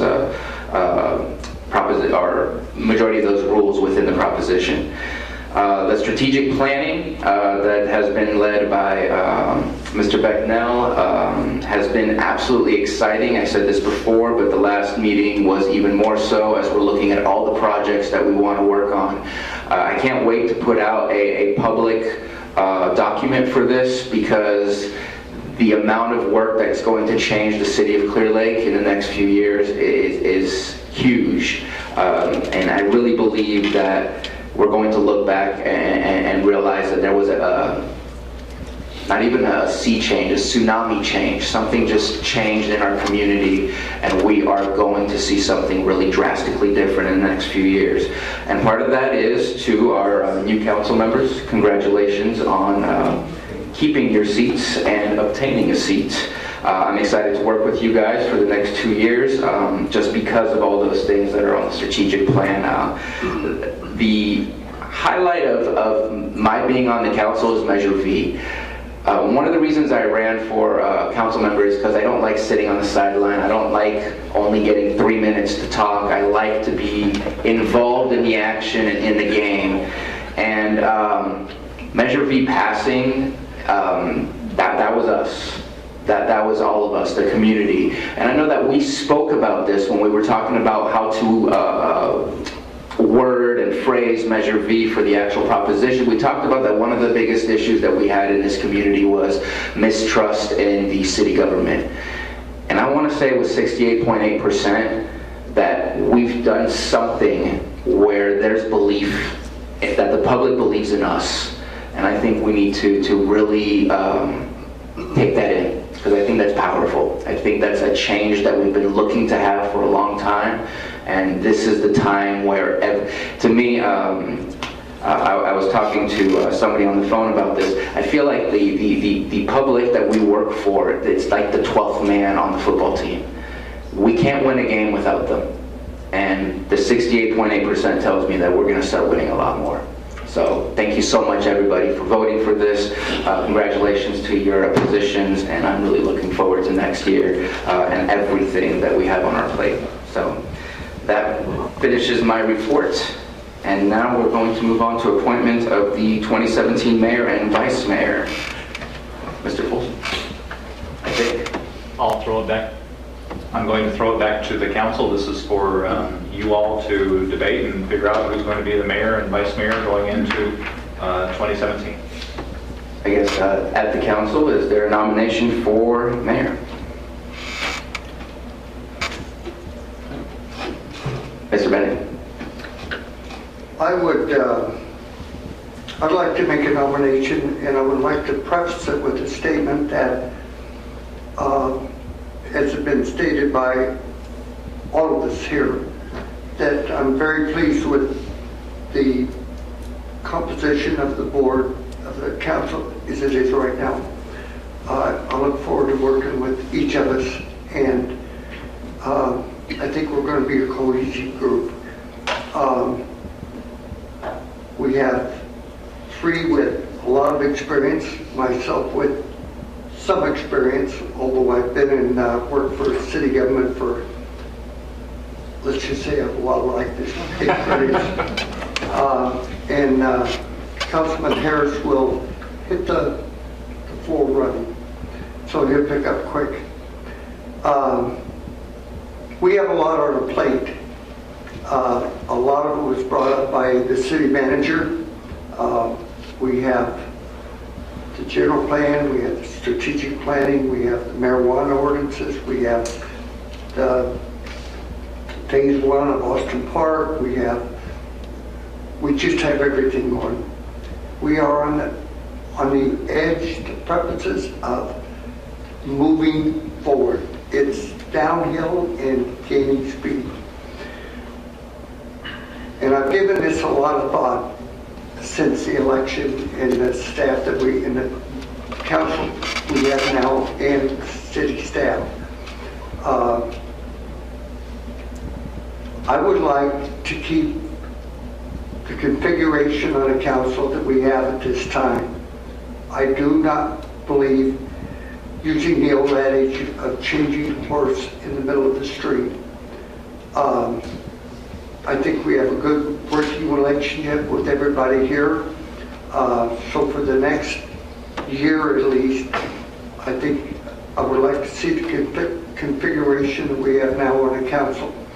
With that in mind, I nominate Mayor Russell Purdock to continue his mayorship for another year. I'm going to take that as a motion and looking for a second. And I'm going to make a second, but can I make a comment with that too? Okay. Don't take this, because I want to make it very plain, because I think there was misunderstanding when I did this before, because Gina was very gracious at the time. It was one of her little talents that she did, graced us to continue the council on when Denise was mayor, because we didn't want to see a big change because we were moving forward so fast. I think that if we keep it where, Bruno, you're just stepping up into the vice mayorship, Russ has the experience, and I feel is really has the, I think you two work really well together. So I agree, but I don't want anybody to take it that this means that you don't want to be mayor. So, because I think I took it that way with that Gina didn't want to, and I misunderstood it. So I want to make it very plain that that is not my intent, that you wouldn't want to have that position. I just think that we are in some critical stage. That's why I ran again, because I'm sure everybody realizes I was going to retire, but because we're in this momentum, and a huge change sometimes stops it. So I think you ran the meeting excellent tonight, so I don't want you to take offense to it, but I have to agree that we continue on, and that's why I'm seconding for Mr. Purdock to continue on. Do we do a roll call since we have a motion and a second? Yes. That's right, because of roll call, please. Councilmember Overton? Aye. Councilmember Bennett? Aye. Councilmember Harris? Aye. Vice Mayor Sabatier? Aye. Mayor Purdock? Aye, and thank you all very much. All right. Do we have any future agenda items? Oh, we have to go to Vice Mayor?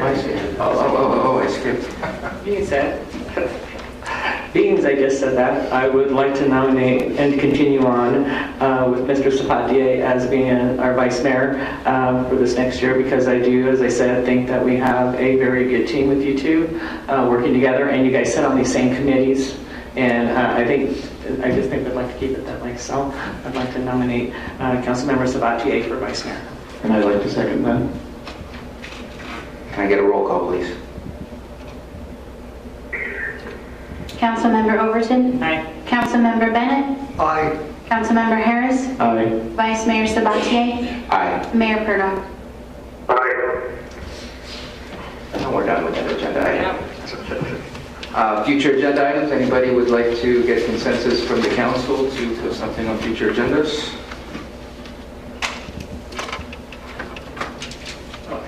I would like to, maybe not necessarily, I don't know when we want to put it on, but I'd like to meet with you with the idea of what we had talked about at the senior center there, to bring back to the council. We had talked since we discussed that. I'd like to kind of maybe get that going at the first of the year to where I can bring it back to the council, because we've got some things in place with different groups that we've talked to now. So I think it might be time to really sit down and talk on that. So that would be a future agenda. Agreed. Do we have consensus from the council to bring that? Yeah, I would say after Greg and I meet, then we can put that on our agenda and come back. I think we both got busy, and I think we both just kind of, but I've got to really kind of get together, so. And I would like to ask a question about for a future agenda. We had asked a while ago to have a presentation from our code enforcement department on processes and other things. Is there a timeline of when that's going to come back?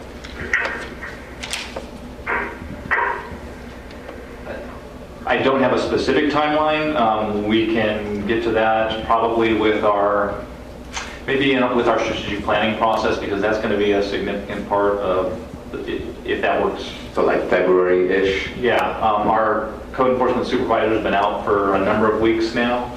We're hoping that he'll be back soon, but it's kind of unknown at this point. So I don't want to set something too soon at this point. Okay, I just wanted to bring it up at least so we knew. So that's it for today's meeting. Thank you very much, everybody. Please be safe. Merry Christmas, Happy Holidays, and enjoy your families. We're adjourning. Well, we need to, we'll adjourn the regular meeting and recess into closed session. The two items. Yes, we are adjourning for a closed session meeting. Thank you.